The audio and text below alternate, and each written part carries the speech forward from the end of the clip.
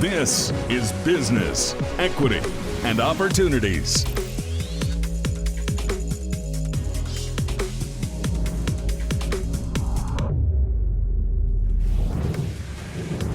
Good morning and welcome to Wish TV's Business, Equity, and Opportunities. I'm Scott Sander. Well, we've just turned the calendar to the fall season, and for many small businesses, it's the start of what may be the most important stretch of the year. Each Sunday, we're here to provide information and resources to help entrepreneurs and small business owners start and build a successful enterprise. We focus on diversity, equity, and opportunities in the business community. Our goal is to expand and develop skills you or someone you know might need to live out your business ownership dreams. We partner with people who are in that world, striving, thriving, and sharing their experiences and insights to help our small business community grow and prosper. Every week we feature 7 segments covering important topics that are critical to starting and running a successful small business. We're here every week. You can also catch the stream on wishtv.com. We encourage you to access all of our content and share it on demand anytime at BE&O.show.com. While you're there, sign up for our newsletter and link to and subscribe to our podcast on the All Indiana Podcast Network. And if you have any topics you think we should cover, or if you'd like to be part of our show, we welcome your emails. So, coming up on today's Business, Equity, and Opportunities. We bring back leadership coach and founder of Champ CEO Gary Brackett. He has tips on how you can find the funds to get your business started. That's in our Access to Capital segment. In This Week in Business, Jane King drops in to update on us the stock market and what's happening that affects your world. Tim Spence explains how innovations in digital banking are helping small businesses. That's all part of our accounting and bookkeeping segment. Getting Started gets our show started every week. This segment focuses on the things to consider when planning your business and offers helpful hints to use in those early years. Today we chat with the leaders of one of Indiana's top women-owned businesses. She shares thoughts on how to start, build, and grow your team, both in business and in the community. This is Business, Equity, and Opportunities. Getting Started. Kathy Langham is the president and CEO of Langham Logistics, a company that, under her leadership, has become a leading women's business enterprise in Indianapolis. She's considered an expert in the field of supply chain solutions and is often sought after to consult with various state and industry organizations. Kathy shares some of her thoughts on the biggest things you need to consider when starting a new business and offers ideas on how to retain a solid staff. A couple of the biggest things that a new entrepreneur needs to think about is, number one, having the right people around them. So whether that's an employee or a mentor or a customer, really to be thoughtful about who can I learn the most from, or who can be most accretive to what I'm trying to do. So that is big. Tenacity is big. Don't, forget about sleeping at night, because you're working day and night, and just continuing to build strong relationships, whether it's bankers, whether it's, for me, truckers, whether it's customers, whether it's employees. Build strong relationships, be thoughtful, keep your eyes open, be willing to learn. Don't think you've got all the answers. Just bring people into your life that can really help you. This is a time of high turnover, for all of us. So we really have to be diligent about how we're helping our customers, our employees grow and feel happy with their role here. And a lot of it is around listening to them, adhering to your core values, listening, teamwork, respect for each other, and people have to feel respected or they won't stay. Ongoing training. We've got a cornerstone program, software program, where we assign training every quarter to each employee. Because really, I believe that at the end of the year, you should be able to update your resume and have learned new things. And that's satisfying to our team. We have something called the Culture Club, which is every month we do something, whether it's pumpkin carving contest or ice cream or chili cook-off or whatever, to help our teams feel that we care about them. We're looking out for them.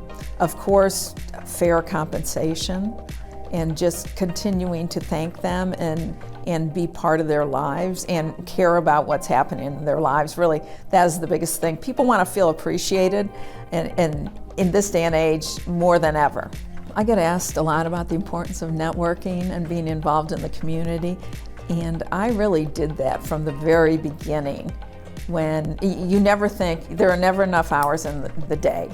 Work will expand to fill the time you give it, so there's always plenty more work to do. It is an effort to take a step back and get out in the community and get involved. But it makes, for a lot of reasons, it makes a lot of difference. Number one, you're adding value. Number two, you always get more than you give when you invest in things like that. And number three, the business possibilities are very strong. So you're meeting with potential customers or someone that can help you grow your business. So it's important. And you're making a difference. And by the way, once you get involved and people know that you will be there and you will do what you say you will do, you will get other opportunities. And you'll be fine. Keep working.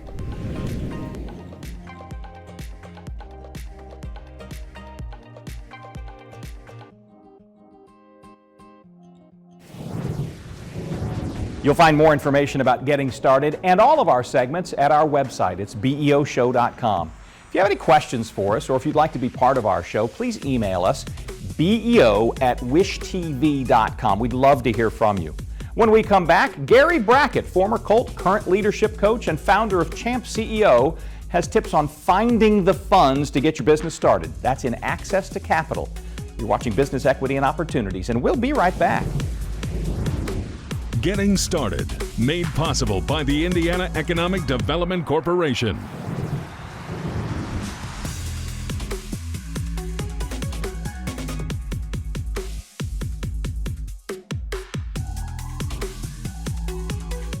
This is Business, Equity, and Opportunities.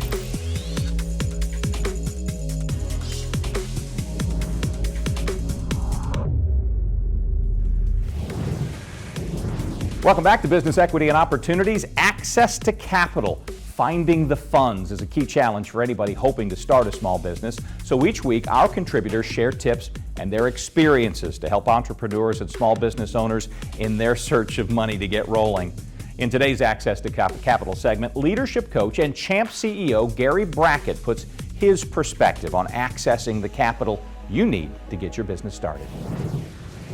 This is Business, Equity, and Opportunities. Access to Capital. Securing funds for a new business sometimes means taking a few extra steps to get noticed. Former Colts linebacker and Super Bowl champ Gary Brackett knows a thing or two about the steps to getting started and access to funding a new business. All right, we're inside of Champ Studios, where I have a production studio, speakers, TVs, all the things that you need in order to run your business. However, if you're starting your business, how do you fund it? How do you go to an investor and prove to them that your ideal is actually worth investing in? Well, first, I would advise you to start small. I know it looks good, what you see here, this equipment, but it took time for me to build up to this. And it's gonna take time for you to build up to your business as well. And I think the best way to show an investor that you're a viable business is to actually start with an MVP. And what that stands for is minimal viable product. What product or service that you're offering could you start off small, build some numbers, build some clients, prove to them with some financials that this model is going to work, and then come to them with an ideal that's already been proven. That way, not only will you get better investment terms, and someone's going to be investing in your business not as a risk, not as an ideal, but actually as a model that has been proven. So you're going to get better terms. In addition to that, you're going to get more people actually interested and offer you some type of investment because you went out there, you did the work, you proved the model to them. So when they're looking at your ideal, it's no longer something that's just in your head, no longer something that's on paper, it's something that's actually running, it's providing a service or a product for someone, and they have proof behind that with that number that you go back up. It's gonna let them feel a lot more at ease in terms of making that risky investment inside of your business. Again, just make sure when you're starting off, start off small. You don't have to swing through the fences all up front. Prove your model out, do the work, put it in that sweat equity up front, so then you can build your value, build your equity. You're gonna get better terms, you get more people want to invest inside of your business. New small businesses are sprouting up all over central Indiana. LISC Indianapolis is a community development financial institution that offers loans and equity products and is a resource for people trying to access capital. Dr. David Hampton of LISC Indianapolis offers words of encouragement for entrepreneurs. So I was a pastor for 20 years and very community and collaborative minded, and always spoke and preached about economic empowerment, economic resiliency. Our church was oftentimes a hub for the community to hold discussions. And then I served as deputy mayor for 5 years with the Hogshead administration, and I saw the opportunities to marry policy with some of the things that I taught and spoke about. And I thought, wow, this is a practical way to sort of ensure that services are actually getting to underserved neighborhoods.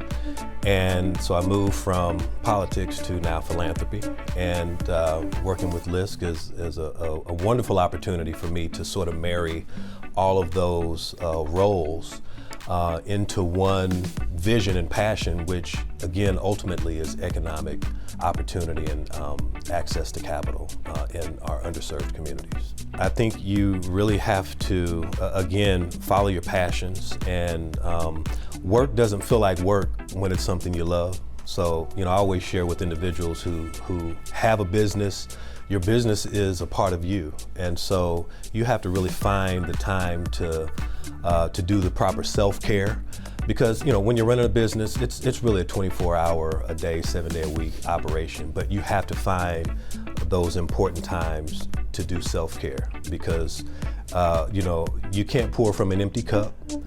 And there are only so many resources out there, so take your time, pace yourself, and really do the self-care. That's what I would emphasize.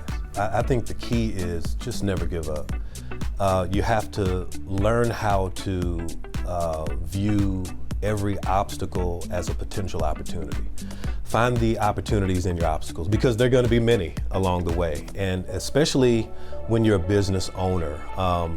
This is your baby. This is something that you have birthed, right? This is something that has lived with you and an outgrowth of you. So you know what's best for you.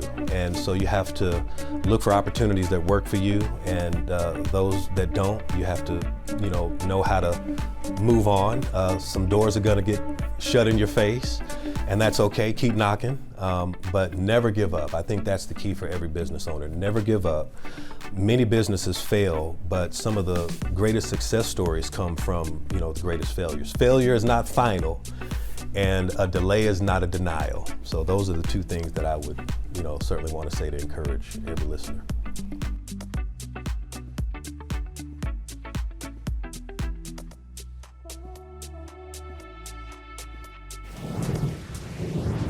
If you'd like more information about accessing capital, visit us online, beoshow.com. While you're there, sign up for our newsletter for even more resources. Up next, This Week in Business. Jane King joins us with an update on what's happening with the stock market and the wider financial world that might well affect your small business. It's all when Business Equity and Opportunities returns.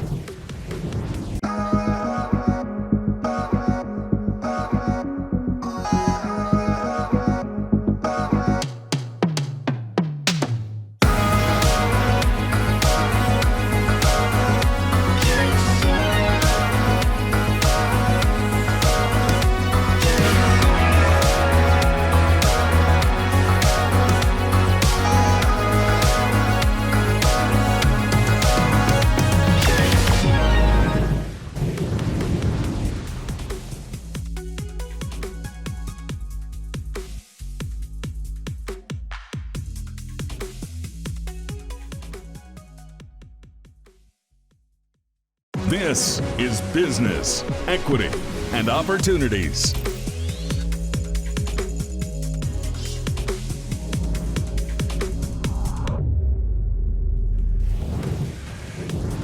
Welcome back to Business Equity and Opportunities. This is a big week on the calendar for This Week in Business. We watch news, of course, every week here on the show, but Jane King often joins us when things reach that sort of critical moment nationally, internationally, with financial news that really does directly affect small business owners as well.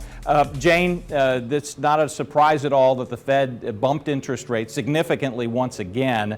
As a small business owner, entrepreneur, somebody who's already got a business underway, what are the things we should be thinking about?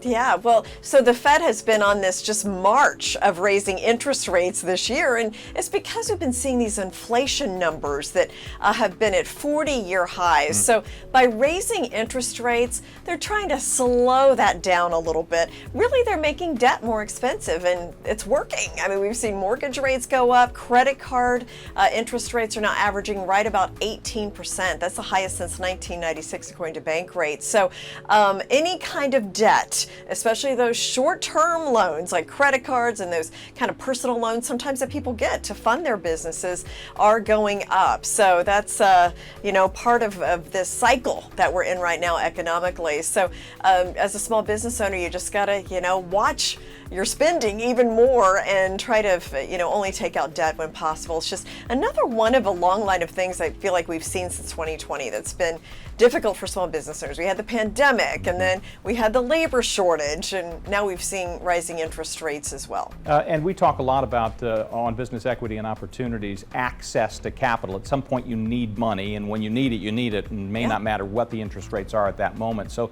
give us a little historical, overarching perspective here.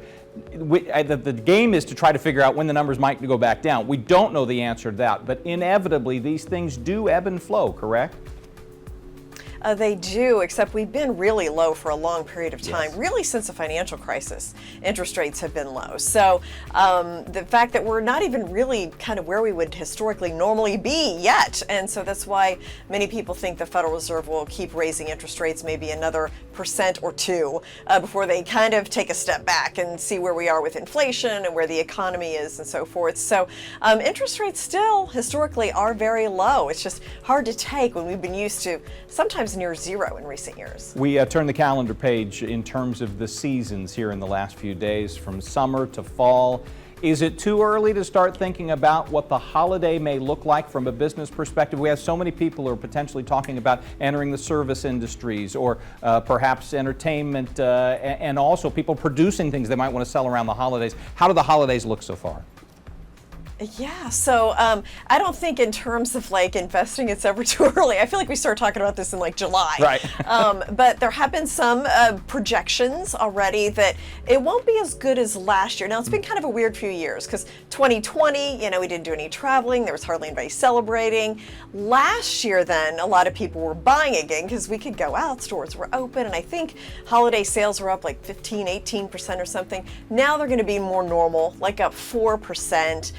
We still are seeing a trend toward people investing in experiences instead of stuff. So that's been going on for a couple of years. A trip, maybe a movie, maybe something together as a family, a class or something like that. So those kind of gifts seem popular again this year. We're also seeing, interestingly, some of these retailers do their seasonal hiring, and they're being more cautious this year. Walmart, for example, is hiring 40,000 people for the holidays. Last year, I believe, was 150,000. Now, they made a big hire last year because they were trying to kind of get through the supply chain, make sure they had enough people to get everything out and distributed and where it needed to be for the holidays. So a big drop. So I feel like a lot of the, especially retailers, are being more cautious going into the holidays this year. Interesting observation. A moment, if you will, about the CHIPS Act. This has been interesting because it's gotten support from both sides of the political aisle. Indiana Senator Todd Young was one of the spearheads in the congressional side. Biden administration has embraced it as well. What do you see about Indiana's opportunities with this? It does. So a lot of our computer chips are made overseas, and that's put us in a bit of a bind, particularly the auto industry, as they haven't been able to finish the cars because they need those computer chips. Cars are like computers on wheels anymore these days. And so there's a big effort to bring that home and to bring the chip manufacturing home. Intel's building a couple of huge facilities. There's some others as well. And the CHIPS Act could have a big impact on Indiana. Now, I know Purdue has started a new major just U.S. for semiconductors and chips. And there's also a big effort to try to bring some of that, I think it's like $52 billion that's going to be spent. And they're trying to set up hubs across the country where these chips would be built and manufactured and distributed. And Indiana is trying to be one of those. So there's a big effort underway to try to get a lot of that into the Hoosier state. Maybe some supplier opportunities, other things like that. Jane, you always give us so many good things to think about, particularly in a week when money got more expensive. It's good to have your expertise both from NASDAQ and from a small business owner like yourself. Jane King, thank you. Thanks, Scott.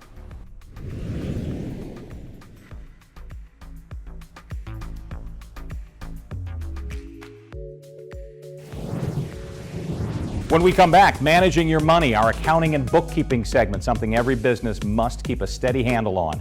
We'll find out how digital technology is making it easier for small businesses to compete. That's when Business Equity and Opportunities return.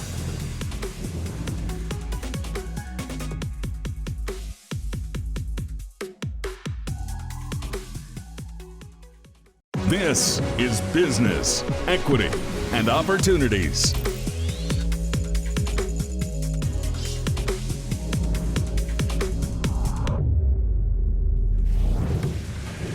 Welcome back to Business Equity and Opportunities. I'm Scott Sander. Digital changes in the banking sector are making life a lot easier for small businesses to compete. We explore the effects and the advantages in this edition of Accounting and Bookkeeping. This is Business, Equity, and Opportunities. Accounting and Bookkeeping. Tim Spence, the new CEO for Fifth Third Bank, discusses how new advances in digital banking are making things easier for small business owners and their customers. Especially in this time where we have social challenges that we didn't have in the past, where technology is playing a role in the business that it didn't 20 years ago, and where the people that we compete with don't look like the traditional competitors that we would have competed with in the past, that having a fresh perspective, being somebody who grew up. I mean, I learned to code in Logo in first grade. Who had the alpha client of Netscape Navigator running in my library, and the first computer that I saw in my high school gives me a little bit of a unique perspective on what maybe is to come. It already has had a big impact on our ability to provide access to customers and to give them tools that allow them to manage their finances easily. But a lot of those gains have come in helping it make it simpler to service your account. So you can get your account balance up to the minute available on your mobile phone, or you can simplify the way that you would make a check deposit. I think in the future in the business, the tech development really is going to be focused on providing our customers with software that actually allows them to live better, right? Tools that actually help you to set your savings plan, and that algorithms that run in the background that move small amounts of money on your behalf into your savings accounts to help you set up the plan in order to achieve it, and then to help you personalize those sorts of goals, so that when you see a t-shirt that you might otherwise want to buy on Instagram, the thought process in your mind is not, hey, it's an extra $1 out of my checking account, but rather, this is my child's birthday fund. Do I want to be a good dad and keep the money in the birthday fund, or do I want to be a bad dad and get that t-shirt that I saw on Instagram? I think technology is really going to flatten the scale curve, and in particular take a lot of the hassle out of starting your business. There are things we don't have the ability to control, like government. You think about the impact that digital could have on the licensing process or the permits and the approval process. I think there's lots of opportunity for innovation in government there. But in terms of getting your account set up, getting payroll processed, accepting payments, remitting payments to your suppliers, these are all things that required bookkeepers and a large back office to manage in the past, that you're going to be able to do in a much more seamless and automated way right out of the gate as a business. I think we're already seeing that in a lot of parts of the small business ecosystem. Big breakthroughs come from fresh perspectives on how to solve old problems, right? Not from solving old problems a little bit differently than they were done before. So for people who are starting businesses, I always really encourage them to spend the time that's required to really think through what the issues are with the way that somebody handles their books today in our business, right? Or how somebody plans for and saves for college, right? Or the ways in which we think about how we spend our free time.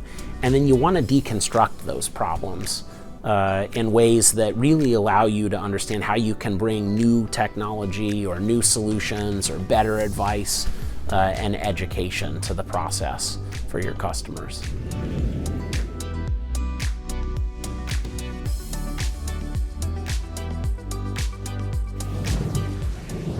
If you'd like to know more about accounting and bookkeeping or any of our features, visit our website. It's beoshow.com. There you'll find many resources to help you create your own successful small business. You can also access all of our previous segments. Also, be sure to sign up for the BE&O newsletter and find out more about business resources in our community. Still to come on Business Equity and Opportunities, tips and information you can use as you hire your staff. Also, stick around for today's success story. We hear from the chairman and CEO of Thompson Distribution Company, John Thompson. This is Business Equity and Opportunities, and we'll be right back. Every business is unique, and every business has a target audience. Circulus Digital Media can help you connect and grow your customer base with turnkey digital solutions that are nimble to reach a customer base that spans the globe. Pinpoint a specific audience down to the smallest details. No matter the size of your business, put Circulus Digital Media to work for you and get results.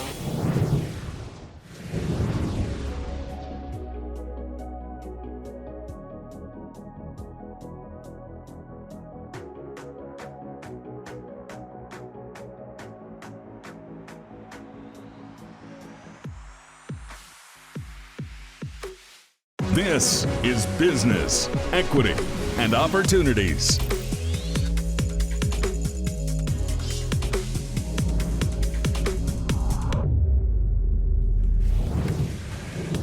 Welcome back to Business Equity and Opportunities. It is time for This Week in Business and part 2 of a conversation that started on last week's episode. It's with Lacey Houle from the Department of Labor about a critically important topic for kids, for parents, and for all of the small business owners that we talk to each week. Lacey, thanks for being with us to refresh everybody's memory from last week. You've had this campaign going on about child labor safety, specific to the food industry. Remind us what that's all about.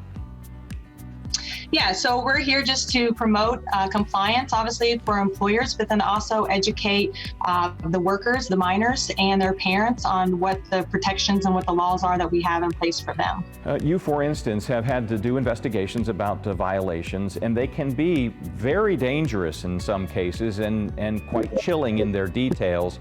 As we focus on food safety, there is, for instance, maybe from another industry, another sector, a story that can serve as a cautionary tale. You, if you will, share us what you can about a 16-year-old girl pressed into service as a forklift driver to a very negative consequence. Yeah, so I personally had to investigate an employer where a 16-year-old was operating a forklift, which is definitely prohibited under one of the hazardous occupations that we have. And so that is partly why we're here to promote education on these laws, because the agency does take this very seriously, child labor laws. Let's dive a little more deeply into a couple of the issues that you raised last week. Breaking it down this time by age groups, there are, for instance, some very specific rules for anybody 17 and older. And there's a broad range, of course, of child ages and maturity levels, but let's talk with that 17 and under group. What leaps out for you? Yeah, so there's some hours work restrictions for 14 and 15-year-olds, and that's one of the common violations that we do see, where the 14 and 15-year-olds can work no more than 3 hours on a school day, and that also includes Fridays. And so for 16 and 17-year-olds under federal law, they can work unlimited hours like I said, for federal law, but they, as long as they're not working in a hazardous occupation. So what employers or small business owners to be mindful is that the laws do differ from state law to federal law. And so obviously the more law that's more strict is what we want the employer to go by. So most of the time that probably will be federal law, but like I said, there are some differentiations there that they need to be aware of. And there are so many very specific rules that I honestly think a lot of business owners might not even know to think about, let alone look up. This was interesting to me, and I found this from the online resources that we've now made available through beoshow.com, through your website work as well. The dangerous jobs might not necessarily be what immediately we think. For instance, you speak to a bakery owner who thinks, I have a 15-year-old on my staff. I'm following the rules for hours. I want them to be safe. Let's have them mix the batter. Well, the batter mixer, for instance, might be dangerous, and they're prohibited from that, correct? Yes, they are. And so that's, we have several examples on our website that go into great detail into our laws and regulations, and even PowerPoints and videos online that employers can view to make sure that they are in compliance. Yeah, so a couple of the other interesting ones that leapt out at me, if you're at a deli, the kids can't be the ones slicing the meat. That's got to go to an adult. No driving, which may seem innocuous enough. Send the 17-year-old who's proudly in possession of a driver's license out on the errand. They can't be doing that kind of driving as a member of the business representing the business. So these online resources are so very critical. I do have to say what I like about them is you can get wonderfully lost in them. You can spend the whole day answering questions that you might have and finding out new questions that you may never have thought to ask. Is this what we'd call sort of like a living set of links, things that you guys add to as more and new information comes along?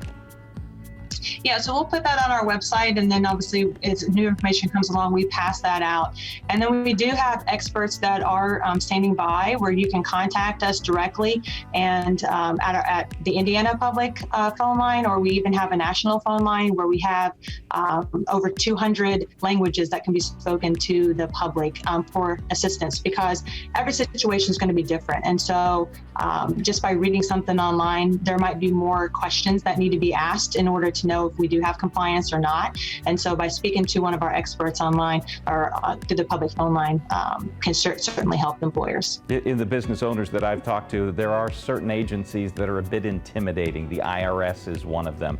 Perhaps the food inspectors are another.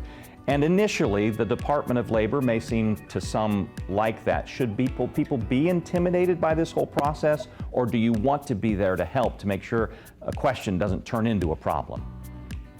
Exactly. We for sure want to be there to help. And so through experience, once employers have gone through an investigation, they, relay the message to me that that's, wasn't as bad as what they thought. And so I think more employers are happy that we're here to provide these resources and to help them to be in compliance, because a lot of employers and even the general public, they don't even know what the wage hour division does. And so by us promoting and helping them get to that compliance, especially new business owners, I think it's just a tool in their toolbox that can help benefit them. And again, great links from you guys. We'll put them on beoshow.com as well so people can get them at their fingertips.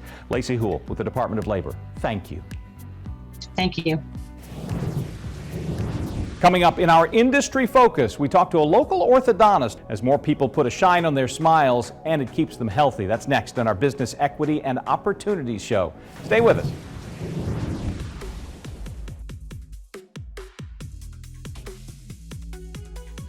This is Business, Equity, and Opportunities.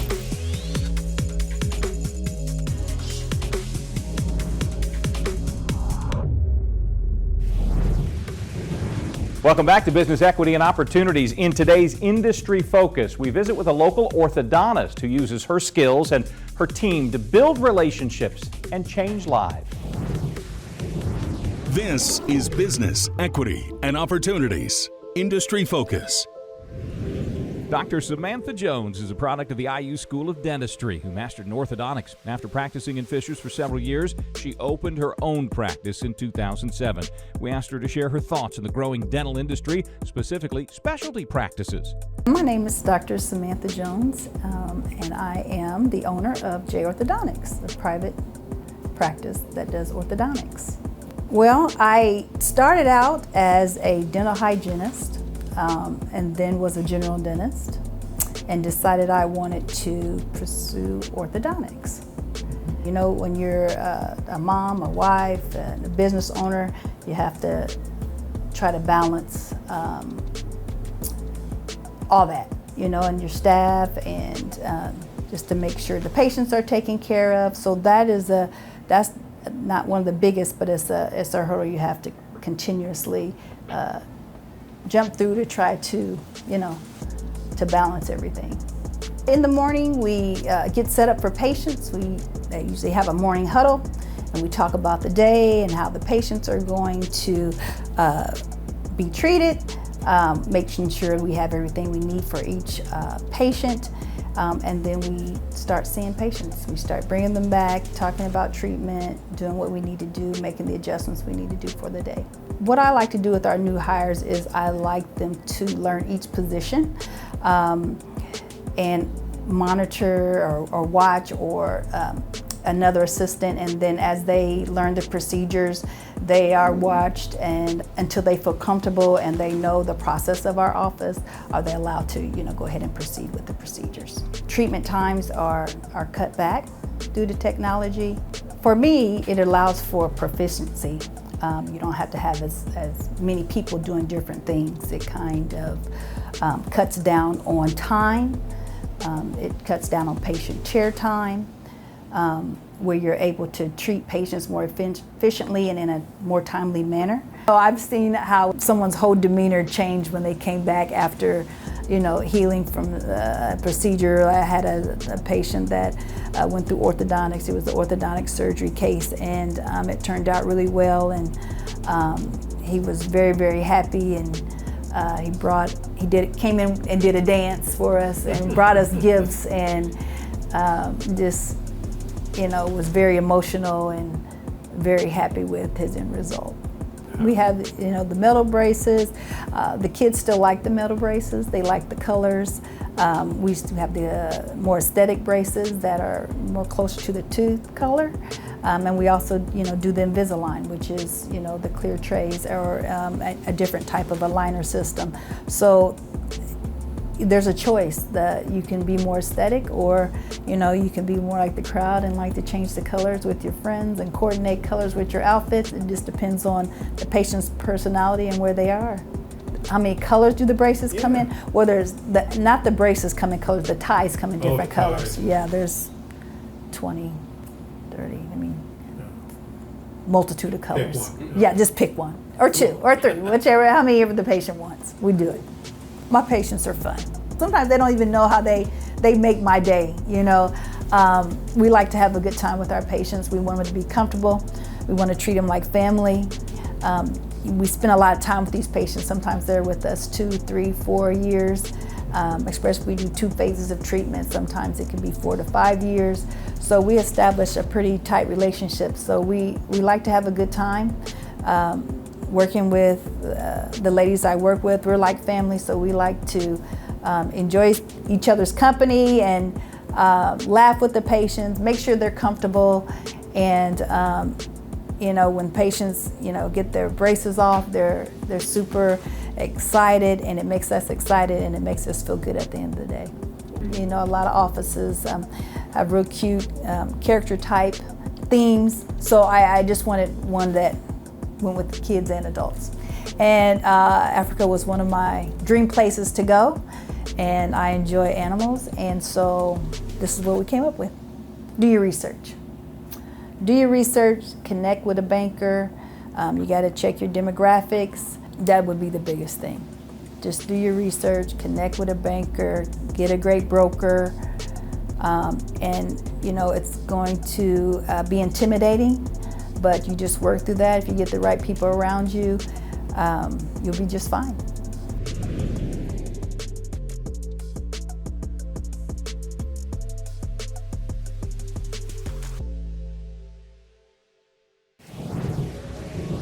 Coming up next on Business Equity and Opportunities, we share another success story, this time the name behind Thompson Distribution Company.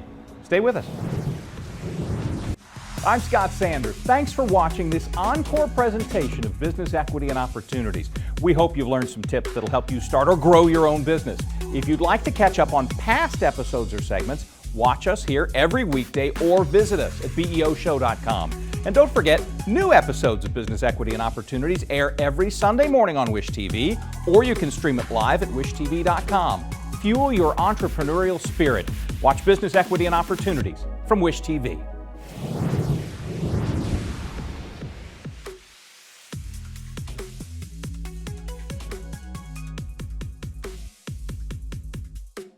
This is Business, Equity, and Opportunities.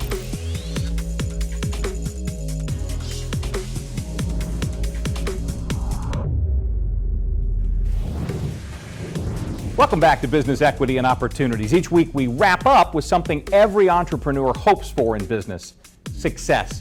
Each week on Business Equity and Opportunities we share a success story from one of our contributors. This week we share a small glimpse of history from the chairman and CEO of Thompson Distribution Company, John Thompson. He's an inspiration to many and gives his insights into why what we do here may have a positive impact on your business as well.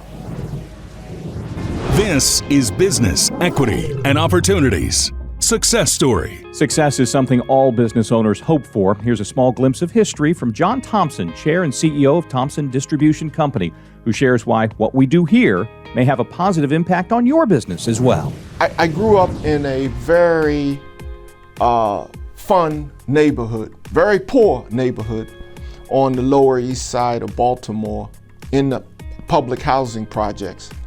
So there was always a way for a poor young kid to go down the waterfront and make money and go through neighborhoods making money. So I've been an entrepreneur since I was 8 years old. Even before that, I was going to the grocery store for people. But at 8 years old, I started doing things like selling fruits and vegetables off of horses and wagons.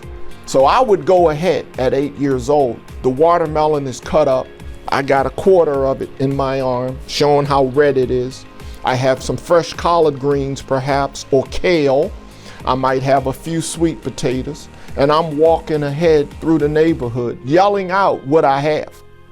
And so the people in the neighborhood know I'm coming, know that the wagon is coming. And I'm yelling out, you know, watermelon, kale, spinach, we have it all fresh and low price. And I'm coming. And so he's about 2 blocks behind me. So you know to come out your house and be ready when he gets there. Then down on the waterfront in the 60s, this is pre-container ships. So the bananas came in, United Fruit Company brought in the bananas from Latin America, from Brazil and South America on boats, banana boats. But there were no containers then. So the bananas were in big nets and they set them down in the hull of the ship. And then they'd hook on the nets and pull them up to the deck. And then they would have anyone who wanted to work that day come down there and grab the bananas in big bunches. And you know, as a 10-year-old kid, you could make $2 in a day doing that. That was a nice chunk of change. You know, the way my mother ran the household, I'd give her half and I'd keep half. And so my brother, he was down there with me. And then we carried grocery bags, but we were entrepreneurs. All of this was self-employment. I didn't know that I was learning self-employment, but I was. I think the value of the show that you've created is phenomenal, because many of the resources that I've talked about, they're not known around the state. We got to get the word out that we have help for you in starting your business, even developing the business plan, helping you get financing. The state, I mentioned venture capital tax credits to you. They used to be 20%. So you invest $100, the state gives you a $20 credit. Now, they're 25% for businesses in general. For minority and women-owned businesses, they're 30%. The limit was $1 million in tax credits for a given company. Now, for minority and women-owned businesses, the limit is $1.5 million. So there are a lot of things happening to encourage entrepreneurship and to do it in areas where we've historically not had enough of it. You helping to get the word out on these things is invaluable. Small Business Development Center can help you with your business plan. People don't know that. And getting the word out around the state, I think it's very, very important. I really do. And there's much more coming. Small business investment credits are coming. These credits, we had them before. Indiana got $35 million before, back 10 years ago. And now there are orders of magnitude more dollars for states. And those dollars can be reinvested in businesses of all types, entrepreneurs, to get their businesses started. We haven't been given an award yet. It hasn't been made known. Most states have applied. I'm optimistic that we'll be successful, and it'll be significantly more than the $35 million that we got before. But you've got to invest the dollars wisely. But it's for entrepreneurship. And Indiana, we've been in the bottom 3 states in terms of new business formation. And we got to move up. We can't be in the bottom 3 states. We got to strive to get to the middle and then to the upper half, and then continue to strive to get higher and higher. Encourage new business formation. And get the word out that these resources are there. And that's where you all come in.